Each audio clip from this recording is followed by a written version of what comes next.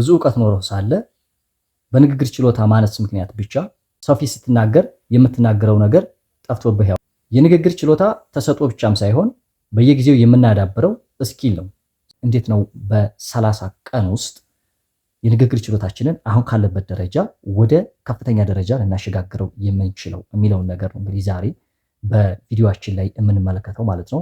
የመጀመሪያው ሚስጥር ምንድነው? የንግግር ችሎታ አንድ ሰው እጅግ በጣም ከፍተኛ የንግግር ችሎታ ያላቸው ሰዎች ተደማጭነታቸው፣ አሳማኝነታቸው በጣም ከፍ እያለ ሲሄድ ብዙ ዕውቀትና ችሎታ ኖሯቸው ግን የንግግር ችሎታቸው ማነስ ምክንያት ብቻ ሐሳባቸው ተቀባይነት አጥቶ እንዲሁም ደግሞ ተደማጭነት ያጡ ሰዎች በጣም በርካታ ሰዎች አሉ ማለት ነው። ዛሬ በዚህ ቪዲዮ ላይ የምናየው ምንድነው? የንግግር ችሎታችንን የምናሳድግበትና ተጽዕኖ የመፍጠር አቅማችንን የምንጨምርበት በ30 ቀን ውስጥ ትሬን የምናደርግባቸው 3 ሚስጥሮችን እናያለን። የመጀመሪያው ሚስጥር ወይም ደግሞ የመጀመሪያው እርምጃ ዘ ፓወር ኦፍ ፕሬዘንስ ይባላል። ሰዎች የንግግር ችሎታችንን ወይም ንግግር ችሎታህን ወይም ኮንፊደንስህን ስላንተ ግምት የሚሰጡት ንግግር ከመጀመርህ በፊት አቋቋምህን፣ አነጋገርህን፣ አረማመድህን፣ ፈገግታህንና የአይን ግንኙነትህን መመልከት ስላንተ ግምት ይሰጣሉ ማለት ነው።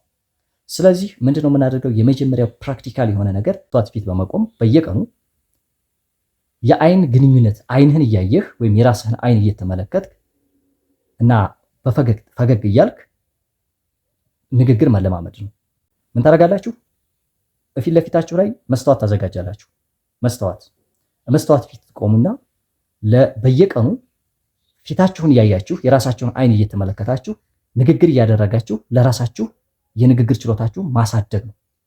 እንዳልኳችሁ የንግግር ችሎታ ዕውቀት ሳይሆን ስኪል ነው፣ ልምምድ ነው የሚጠይቀው። ስላወቃችሁ ስለ ንግግር ችሎታ ስላወቃችሁ ስላነበባችሁ ምናምን አይደለም የንግግር ችሎታችሁ ሊዳብር የሚችለው፣ ወይም ስለተማራችሁ አይደለም፣ ትሬን ስላደረጋችሁ ነው። መስታወት ፊት ሆናችሁ ንግግር መለማመድ ነው የመጀመሪያው። ፈገግ በማለት በየቀኑ ለ2 ደቂቃ እስከ 5 ደቂቃ ድረስ ንግግር ማድረግ ነው። በምትወዱት ነገር ላይ ሊሆን ይችላል፣ በምታስቡት ነገር ላይ ሊሆን ይችላል፣ ወይም ደግሞ በሚያስደስታችሁ ነገር ላይ ሊሆን ይችላል። ንግግር ማድረግ ነው። ይሄ መጀመሪያው ነው። ሁለተኛው ታሪክ መናገር ነው፣ ወይም ታሪክ መተረክ ነው። ያ ማለት ስቶሪ ቴሊንግ። ሰዎች መረጃ ብቻ አይወዱም፣ ታሪክን በስርዓት መተረክ የሚችል ሰው ይወዳሉ። በየቀኑ የሚገጥማቸው ነገር አለ። የተለያዩ በህይወታቸው ላይ ሀፕን የሚያደርጉ ነገሮች አሉ። እነዛን ሀፕን ያደረጉ ነገሮች ወይም እነዛ የተከሰቱባቸው ነገሮች በታሪክ መልክ ወይም በስቶሪ መልክ ለጓደኞቻችሁ መተረክ መቻል ነው። ይሄ ሌላው የንግግር ችሎታችሁን ወይም የኮሚኒኬሽን ስኪላችሁን እንዲታዳብሩና ስቶሪ የመናገር ችሎታችሁን ኢምፕሩቭ እንዲታደርጉ ይጠቅማችኋል ማለት ነው። ይሄ በጣም ወሳኙ ነገር ነው። ስለዚህ የሚገጥሟችሁ ነገሮች በስቶሪ መልክ ለጓደኞቻችሁ መተረክ ወይም ለቤተሰብ ሊሆን ይችላል፣ ለጓደኛ ሊሆን ይችላል፣ ብቻ ለቅርባችሁ ላሉ ሰዎች መተረክ መቻል በራሱ የንግግር ችሎታችሁን ኢምፕሩቭ ማድረግ ይችላል ማለት ነው። ስለዚህ ሁለተኛው ሚስጥር የኮሚኒኬሽን ስኪላችሁን እንዲታዳብሩ የሚያደርጋችሁ ስቶሪዎችን መተረክ ወይም ስቶሪ ቴሊንግ ነው። ንግግር ችሎታችሁን የሚያሳድገው ሶስተኛው ሚስጥር ፖዝ ኤንድ ቶን ነው። በንግግራችሁ መሃል ላይ ሁልጊዜም በአንድ አይነት መልኩ መናገር የለባችሁ። እያረጋችሁ እያለ ወሳኝ ፖይንት ላይ የምትሉት ላይ ስትደርሱ ድምጻችሁን ከፍ፣ በሆነ ቦታ ላይ ስትደርሱ ደግሞ ድምጻችሁን ዝቅ እያረጋችሁ፣ በመካከል ደግሞ በንግግራችሁ መሃል ላይ ድምጻችሁን ቆም እያረጋችሁ ወይም ፖዝ እያረጋችሁ ንግግር በማድረግ መለማመድ ነው። ይሄ በጣም ወሳኙ ነገር ነው። ለምሳሌ ብዙ ጊዜ ነርቨስ የሆኑ ሰዎች ወይም በንግግራቸው የሚረበሹ ሰዎች የሚሰሩት ትልቁ ስህተት ምንድነው? ንግግር እያደረጉ እያለ ወይም በንግግራቸው መሃል ላይ የሚያጋጥማቸው ነገር አለማቋረጥ ነው። ቶቶሎ ብሎ ከመድረኩ ለመውጣት ወይም ደግሞ ንግግራቸውን ለመጨረስ ከመፈለግ የተነሳ ንግግራቸው መሃል ላይ ምንም አይነት ፖዝ አያደርጉም። ምንም አይነት ክፍተት የለም።